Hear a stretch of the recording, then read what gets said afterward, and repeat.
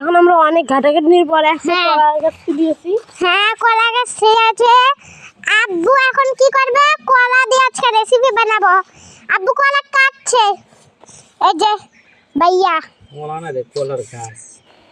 কলার গাছ কাটছে। কলা গাছ খাবো আজকে। কেমন রান্না লাগে ওটা দেখিয়ে দিচ্ছি। ভাইয়া মুরগি একদম কলার গাছ না ধরছে।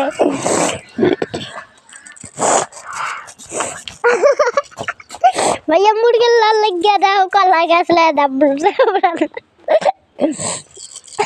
কি পাগল দা। এই যে আব্বু এখন কলা কাটছে। এসে কলাটা ধুয়ে দিল। দাও এই যে জুতা হাত।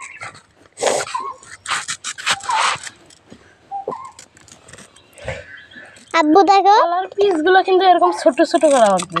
এই যে কলার পিসগুলো এমন করেছে, যেমন দেখা তো, এই যে এমন এমন করেছে।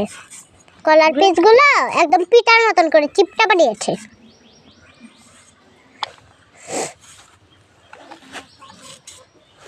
কাটো, আর কাট করা লাগবে না, পরেরটা।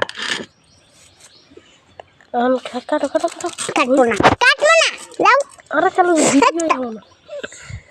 তারপরে বুঝে না কিছু না। মুরগি মুরগি মুরগি তাহলে ভিডিও হবে না। মুরগি রাখতে এই যে তাহলে